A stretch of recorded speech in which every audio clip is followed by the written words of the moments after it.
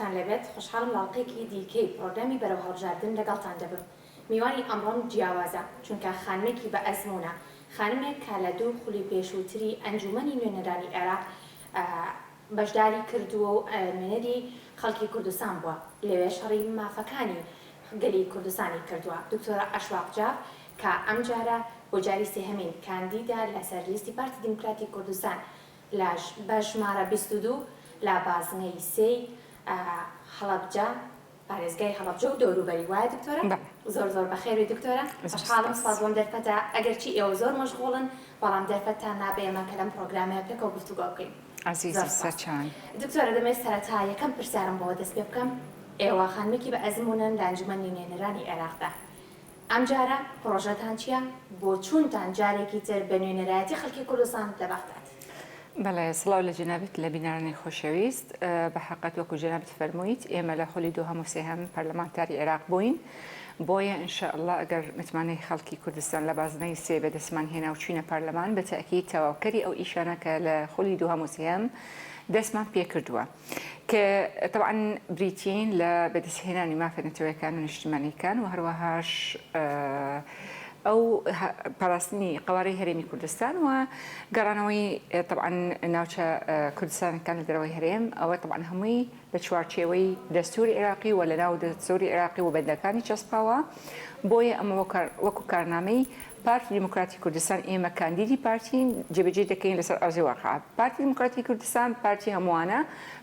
بەبێ فەرق و جیاوازی حزب و نەتەوە و ئاین، بۆیە ئەو پرۆژەنە هەمووی بۆ خزمەتی خەڵکی کوردستان بەبێ فەرق و جیاوازی. چی دەکەین؟ یەکێک لەو پرۆژانە کە ئینشاءالله کاری لەسەر دەکەین ئەو مافانە کە بە پارێزگاکان ئەدرێت و تا ئێستا نەدراوە بە پارێزگای هەڵەبجە، ئێمە کار لەسەر ئەوەی بەدەستهێنانی چونکە لەبێت نەچێت ئێمە لە خۆی دووهەم کارمان لەسەر جێبەجێکردنی بڕیاری جەنابی سەرۆک کە پارێزگای هەڵەبجە ببێت پارێزگا و لە خۆلی سێهەمیش کارمان لەسەر ئەوەمان کرد کە مافەکان کە دەدرێت بە پارێزگا بۆ نمونە بە بنووسراوێکی فەرمی ئاراستەی حکوومەتی عێراقیمان کردووە و خۆشبەختانە بریارەکانیان دەرچووە. ئەوەی ماوە زۆرە بکرێت بۆ هەڵەبجە وەکو پارێزگا کە تا ئێستا حکوومەتی عێراقی ڕێکارەکانی هەمووی تەواو نەکردووە. بۆ نمونە لە ماوەی پێشوو پارێزگاری هەڵەبجە داوەت نەکراوە وەکو پارێزگار لە بەغدا. جەنابی سەرۆکی حکوومەت اعتراضی کرد و وتی ئەگەر پارێزگاری هەڵەبجە یەکەم پارێزگارش نەچێتە یعنی لە زمانی چوار پارێزگاکە نەچێتە بەغدا، من ناڵم هیچ پارێزگارێک بچێت چونکە لە هەرێمی کوردستان بەپێی ئەو بریارەی کە دەرچووە هەڵەبجە پارێزگارە، یعنی وەکو پارێزگایە، بۆیە دەبێت پارێزگاری هەڵەبجەش بچێت و فعلاً یعنی یەکێک لەو چوار پارێزگارە کە سەردانی بەغدایان کرد کاک ئازاد بوو. ئێمە پرۆژەمان هەیە لە خۆلی دووهەم دەستمان پێ کردووە ئەوەی قەرەبووکردنی زیان لە کەوتونەکانی بەعەس طبعا لانی وەزارەتی شەهیدان و ئەنفەلکراوەکان نسخەی خۆی ئامادە کردبوو، وەزارەتی مافی مرۆڤی عێراقی پێش ئەوەی هەڵەوەشێتەوە، لیژنەی شەهیدان و زیندانی سیاسی پەرلەمانی عێراق وەکو لیژنەی مافی مرۆڤ ئێمەش بەشدار بووین. ئەم ڕەشنووسە هەر کەسێک ڕەشنووسی خۆی نات بۆ حکوومەتی عێراقی و دەبوایە تەوحید بکردای و دواتر بینێت بۆ پەرلەمان. لەوانەیە کەسێک بڵێت ئێوە پەرلەمانتار نین بۆچی پەسەندتان دەکرد؟ بریارێک لە لایەنی مەحکەمەی ئیتیحادی هەر یاسایەک لایەنی پارەی تیای دەبێت لە لایەنی حکوومەتی عێراقی بینێت بۆ پەرلەمان. بۆیە ئێمە نردمان بۆ حکوومەتی ئیتیحادی بۆ ئەوی بینێت بۆ پەرلەمان، بەڵام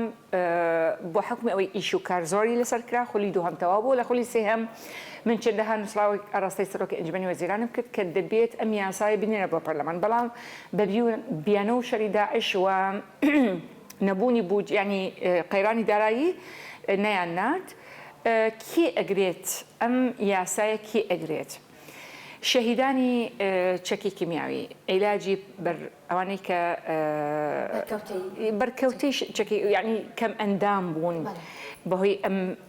چەکە قەدەغاکراوەکە، هەروەهاش کەسوکاری ئەنفەلکراوەکان، هەروەهاش ئەوانەی کە ئاوەڕەی سووریا و تورکیا و ئێران بوون و ئەو گوندانە کە خابوور کران سەر دەستەی ڕێژەمی بەعەس لەگەڵ زیندانی سیاسیەکان. بەڕاستی ئەوە مافەکانیان هەمووی لە ناو ئەم ڕەشنووسە جێگیر کراوە. طبعا بەشی شێری دەکەوێت لە بازنەی سێ طبعا ئەو کاتەش گفتوگۆکی زۆر کرا لەسەری وەگەیشتنە ئەو ڕەشنووسەکە ئەو کاتە نردمان بۆ بەغدا ئەگەر متمانەی خەڵکی کوردستان لە بازدەی سێبان بەدەستهێنا و چوین بۆ پەرلەمان لە خولی پێنجەم بە تەکید بەڵێنی ئەو دەدەم کە کار لەسەر پەسەندی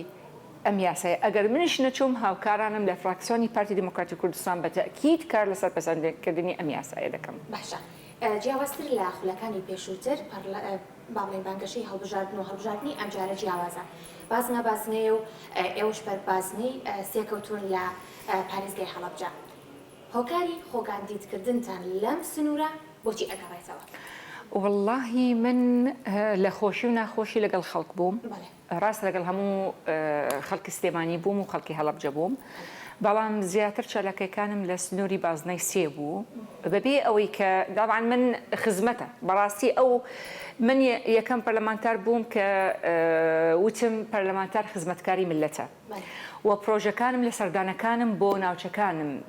بەڕاستی ئەم برد بۆ پەرلەمان بۆ نمونە ینی پرۆژەی یەکەی نیشتەجێبوونی هێزی پێشمەرگە ئەوانەی کە کرێچین بەڕاستی من ئەو کاتە کە سەردانی تەعزیەی شەهیدەکانی شەڕی داعش یعنی ئەو پرۆژەم پێشکەشی پەرلەمانی کوردستان ئەو کاتێک وتیان پێویستیان بە موافقەی حکوومەت بردم بۆ حکوومەت خۆشبەختانە پەسەند کرا بەڵام بە حکمی قەیرانی دارایی وەکو وەجبەی یەکەم وتیان وەکو وەجبەی یەکەم با شەهیدانی شەڕی داعشە و دواترش قۆناغ بە قۆناغ هەموو پێشمەرگەکان ئەوانەی کە کرێچین یەکەی نیشتەجێبوونی پێ ئەدرێت حتا پرسیاری ئەویان لێکردم باشە تۆ بۆچی دائیمەن پرۆژەکانت یەکەی نیشتەجێبوون وتم ئازایکی کەمیتیاچێت کلیلیشی تەسلیم دەکەیت ئەو موچەی کە شەهیدانە کەوەری دەگرێت ئەتوانی بژێوی ژیانی خۆی پێویست ناکات منداڵەکانی لە مەکتەب دەربکرێن بۆ ئەوی عیش بکەن ئەو کاتە ژیانێکی زامن دەبێت و شەهادەیەک بەدەست ئەهێنێت و ببێتە هێزی داهاتووی کوردستانە بەڕاستی ئەمە وەکو مافە ئەدرێت بە پێشمەرگەکانە و هەروەهاش هەموو پێشمەرگانە ئەوەی کە کرێچین ئەو پرۆژانە ئەو پرۆژە شمولیان دەکات و قۆناغی دوای ئەوەی کە هەموو شەهیدانی شەڕی داعش ئەوە وەرەگرن دواتر قۆناغی دووهەم پێشمەرگەکانی تر هەروەهاش بۆ نمونە جوتیاران بەڕاستی بە بەردەوامی کێشیان هەبوو کێشەکەیە چییە؟ مافیان پێنادرێت بۆیە من بەڕاستی لەناو پەرلەمان داوای مافەکانیان بە بەردەوامی دەکرد و هەروەهاش بۆ نمونە یەک کێشەی تر بەر هەڵگرەکان بۆ نمونە کێشەی گازیان هەبوو بە حقیقەت یعنی مافیان خوڕا بوو یعنی هەموو بەرهەڵگرێک 200 لیتری وەرەگرت ئەوانە 100 لیتریان وەرەگرت لە سنووری بازنەی سێ و یعنی سلێمانی بۆیە من نووسراوم کرد بۆ وەزارەتی سامانە سروشتیەکان و پێوشم وتم کە شتێک وایە کە دواچوون کراوە کەم تەرخەمەکە دەرکەوت لەم سنوورە کەم تەرخەمی کراوە یعنی مافی ئەم هەڵگرەکان نەئەدرا بۆیە خۆشبەختانە دیسان مافەکانیان گەڕا بۆیە من بەستم ئەوەیە کارم زۆر کردووە بەڵام وەکو خزمەتکاری ئەم ملەتە نەکو بۆ ئەوەی کە دەنگم پێ بدەن چونکە من 4 ساڵش پەرلەمانتاریش نەبووم لە 2018 خولەکەم تەواو بوو بەڵام هەر بەردەوام لە خۆشی و ناخۆشی لەناو خەڵک بووم بۆیە زۆر لەو هەواڵانە داوایان کرد کە خۆم کاندید بکەم وەکو وستی خۆم نەبوو ئەمە حقیقەتە بەڵام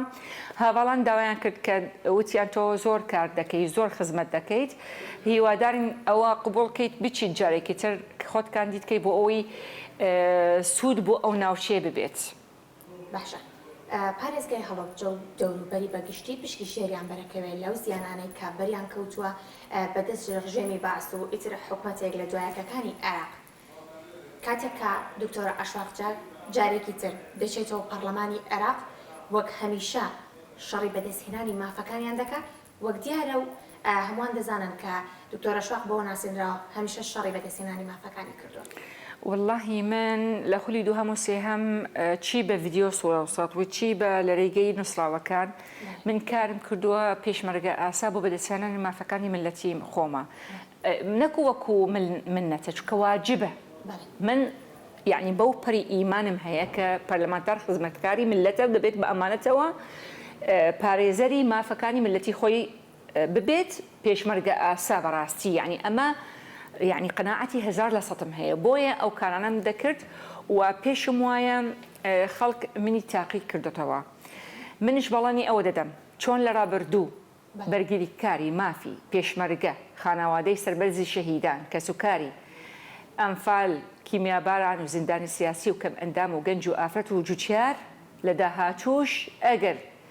متمانەی ئەو خەڵکەم بەدەستهێنا و چوومە خۆلی پێنجم زیاتر لەوە کە لە ڕابردووم کردووە زیاتر دەکەم زیاتر بەرگری دەکەم چونکە ئەمە بەڕاستی ئەم خەڵکە شایانی ئەوەی کە زۆر خزمەت بکرێت. باسی پارێزگای هەڵەبجەمان کرد سەی سادق و ئەو ناوچانەی تر کە سنووری دەنگدانی تۆن دەنگەکانیان بۆ بەڕێستە و بە دەنگی ئەوان تۆ دەبیتەوە جارێکتە بە نوێنەری خەڵکی کوردستان و ئەو ناوچانەی کە سنووری دەنگی تۆیان لێ چی بۆ ئەو شوێنەوە دەکەیت؟ پارێزگاری هەڵەبجە دیارە کە پێویستی بە خزمەتێکی زۆرە و دەزانین کە زۆر حەق من ئاماژەم پێکرد یعنی بۆ نمونە خابوورکردنی سەیسایق گوندەکان یعنی ئەمە شمولیان دەکات بەڕاستی چی ماڵێک لەم کوردستانە و بە تایبەتی لە بازنەی سێ لە سەیسایقە لە پێنجوێنە لە شارەزورە لە وارماوەی کەزەڕایانە لە هەورەمانە لە بیارەیە لە چاوێلەیە لە خورماڵە لە شلێرە لە ناڵپارێزە چی ماڵێک لەم ماڵانە قوربانی نەداوە چی ماڵێک لەم ماڵانە لەسەر دەستی ڕێژیمی بەعس ئازاری پێ نەگەیشتووە بۆیە یعنی من کە دەڵێم ئێمە ئیش دەکەین ئەم بازنەیە سێیە بەڕاستی هەموو ئەوانە دەگرێتەوە بۆیە ئەم کارانە کە دەیکەین ڕاستە بۆ هەموو خەڵکی کوردستان چونکە هەموو خەڵکی کوردستان قوربانی داوە بەڕاستی هەموو باوەڕ ناکەم هیچ ماڵێک لەم کوردستانە یعنی قوربانی نەداوە بەڵام وەکە کاندیدی بازنەی سێ یعنی ئەو شوێنانە کە ئێستا من ئاماژەم پێ کرد هەمووی قوربانی داوە کەواتە هەمووی دەبێت مافی بدرێت چی لە ڕێگەی ئەم یاسایانە یاسای قەرەبووکردن چی لە بەرگریکردن لە مافی جوتیاران چونکە بۆ نمونە زۆر یعنی من ئێستا وەکو کچی هەر ماڵێک لەو جوتیارانە لە پێنجوێن و لە شارەزور و لە سەیسایق بەڕاستی یعنی هەڵەبجەی تازە و سەیسایقە بۆیە من دەڵێم من هەست ناکەم کە من بێگانەم لە بازنەی سێ من بە حکومی ئەوەی کە بەردەوام لە ناویانە من هەست دەکەم کچی ماڵێک بە ماڵێک من وەکو کاندیدێک داوای دەنگیان لێ ناکەم بەڕاستی من وەکو کچێک داوا دەکات لە ماڵەکانی دەنگی پێ بدەن چونکە من خۆم بە بێگانە حساب ناکەم لەو ماڵانە خۆشیان وان چونکە بە بەردەوامی لە ناویانم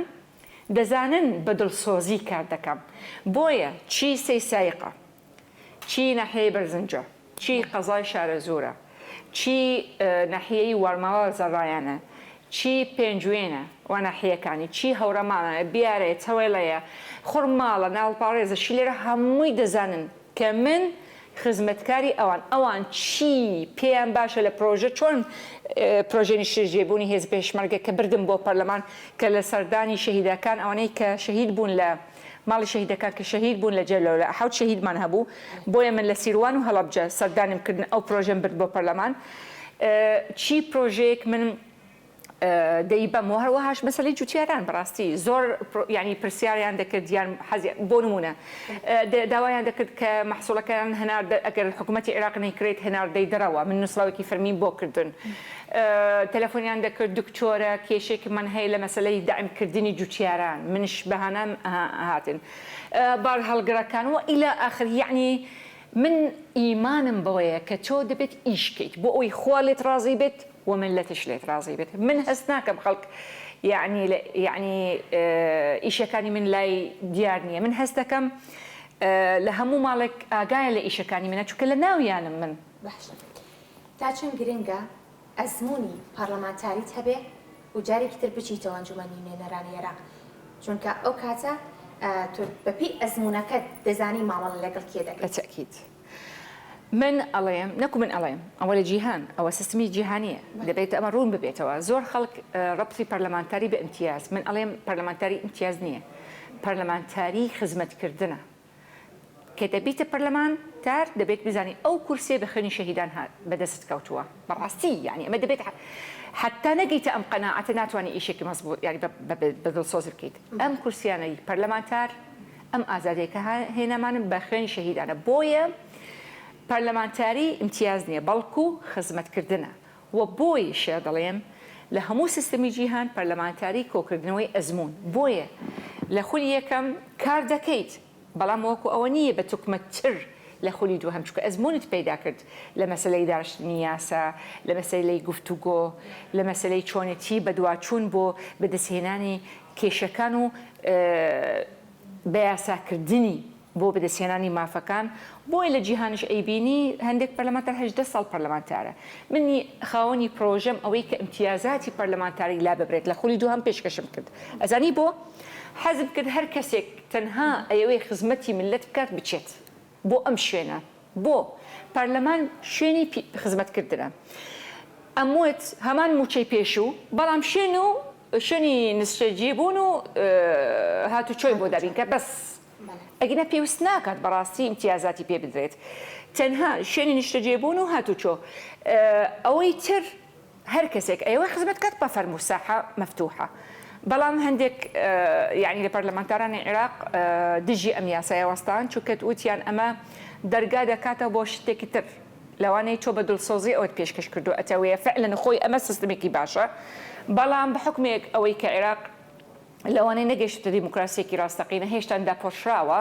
لەوانەیە کەسێک پێویستی پێبێت ئەچێت یعنی شتێکی یعنی تر ئەکات بۆیە ئەم یاسایە ناگوجێت بۆ ئەم قۆناغە بەڵام ئەگەر لە من بپرسی نەخێر باشترین شتە ئەوەی کە امتیازاتەکەی لێ لابێت بۆ ئەوەی هەر کەسێک تەنها ئەوێ بچێت خزمەت بکات بچێت کەواتە ئەپرسم پەرلەمانتارانی پارتی دیموکراتی کوردستان کاتێک کە دەچنە پەرلەمانی عێراق بۆ شەڕی دەستکەوتنی مافەکانی گەلی کوردستان دەچن نەک لایەنی لابەلا بەڵام پاش ئیساحەتێک دینەوە بەڵامەکە دووەردەگرین پاش ناوەڕێکی کورد دینەوەتە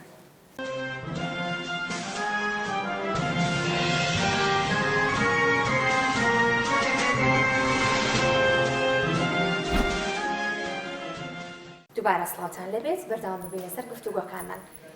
خاتون پرسیارێکم کرد پەرلەمانتارانی پارتی دیموکراتی کوردستان بۆ خزمەتکردنی گەلی کوردستان و بەدەستهێنانی مافەکانیان دەچنە پەرلەمانی کوردستان لایەنی تریان نییە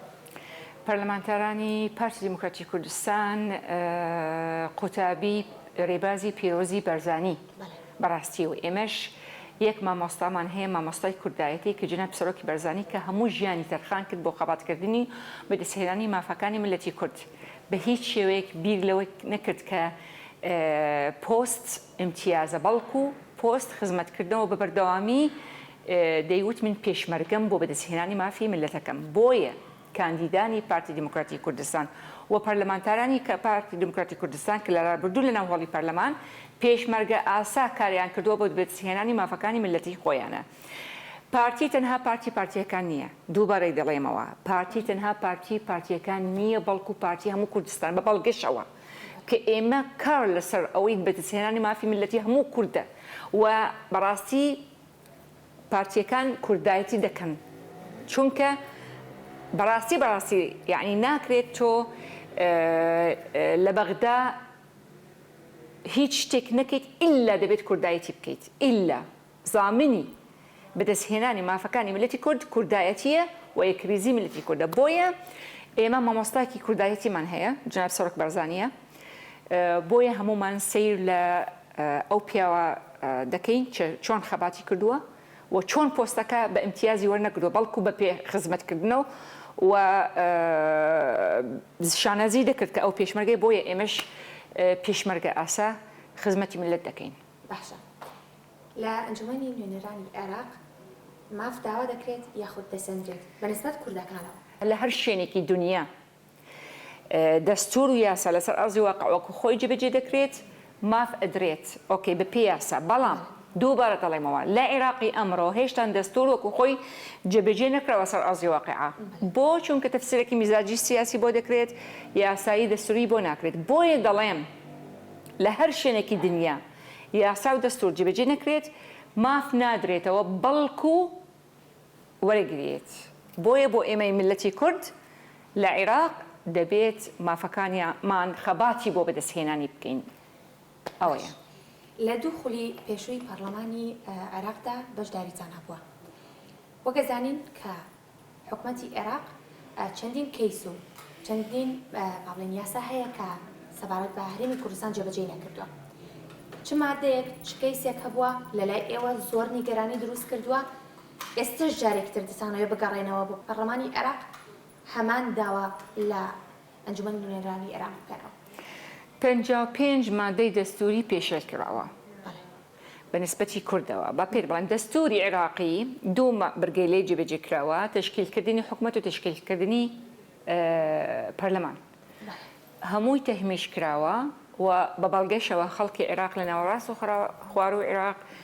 یەنە سەر جادە و داوای مافی خۆیان دەکەن بەنسبەتی ئێمە 55 خاڵ پێشێت کرا بەڵام بەڕاستی ئەوەی کارەساتە مافی پێشمەرگەیە بڕینی قوتی خەڵکی کوردستان بەبێ ئەوەی بەڵگەی یاسایی و دەستوریت هەبێت و یەکەم سەرۆکی ئەنجومەنی وەزیران لە هەموو دنیا قوتی خەڵکی فەرمانبەری دەوڵەتی خۆی دەبڕێت چکە دەوڵەت دەزانی دوو حکومەتەکەی تیای لەگەڵ پارێزگەکانە بڕی بەبێ بەڵگەی یاسایی لەگەڵ ئەمەش جێبەجێنەکردنی مادەی 140 یعنی تۆ مافی پێشمەرگە لەگەڵ قوتی خەڵکو و مادەی 140 بەڕاستی یعنی لە کێ دنیا پەرلەمانتار کە خۆی دەبێت بە پێ دەستورێک هاتوتە پەرلەمان شانازی بۆ دەکات دەڵێت ئێمە دژی دەستور جێبەجێکردنی دەستور دەبین و نایڵ مادەی 140 یعنی ئەمە کارەساتە بەرحەقەت بۆیە ئەگەر پێم بڵێیت چی زیاتر ئازارتان دەدات جێبەجێنەکردنی ئەو 55 بەڵام زیاتریان مەسلەی مافی پێشمەرگە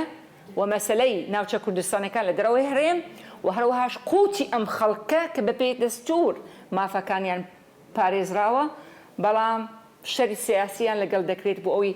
پێیان نەدرێت بە بەڵگەشەوە وتەبێژی حکومەتی عێراقی دەڵێت حکومەتی هەرێمی کوردستان پابەندە خۆ ئەمە نەکوردە نە پارتیشە خۆی دەڵێت حکومەتی کوردستان پابەندە و ئەمەش دوای کالکولیشنە ئەوەندە دەمێنێت کە چی ڕێزم هەیە هەندێک لایەن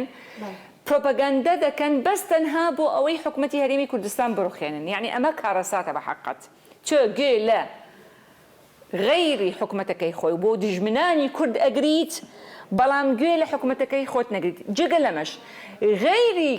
پارتێک و غەیری کوردێکش پێت ئەڵێت حکومەتی هەرێمی کوردستان پابەندە بەڵام تێ گوێ داخەیت ناتەوێ گوێ بگریت بەس بۆ ئەوەی ملەتەکەت مافەکەیت بەدەست نەهێنێت ئەمە کارەساتە چونکە ئەم ملەتە قوربانی داوە پێویستە ئێمە یەک بین یەک ریز بین بۆ بەدەستهێنانی مافەکانی کاتی ئەوە نییە چۆ بۆ ئەوەی دەنگێکی زیاتر بەدەست بێنی دەبێت زەربە لە خەڵکی کوردستان بدەیت خەڵکی کوردستان پێویستیان بە مافەکانیان ئەو مافانە دەبێت بە یەکریزی و یەکدەنگی و بە یاسا و دەستور بەدەستی بێنیت باشە ئێوە بە پێوەی کە ئەزمونتان هەیە پارتی دیموکراتی کوردستان گرنگی تایبەت دەدات بە ئافرەتان لە کایە سیاسیەکاندا بەشدار بن لەم جارەشدا گرنگیەکی تاو دراوە بە ئافرەتانی ناوپارتی دیموکراتی کوردستان بۆ جاری کە کاندید بن بۆ ئەنجومەنی نوێنەرانی عێراق لەسەر ئەمە قسەت چییە؟ واللهی پارتی دیموکراتی کوردستان بە بەردەوامی پیشگیری توانای ئافرەت یعنی ئەو ئافرەتانە بتوانە پیشگیریان دەکات و کار لەسەر ئەوە دەکات کە هەر ئافرەتێک طموحی هەیە پەرەپێدان بە توانەکانی لە ڕێگەی دامودەستگاکان ئەوەی کە پەیوەندی هەیە بە توانای ئەو ئافرەت لە چی بوارێک هاوکاری دەکات بۆ ئەوەی کە ئەو توانایە بەکار بهێنرێت و بۆ خزمەتکردنی کوردستانە بەڕاستی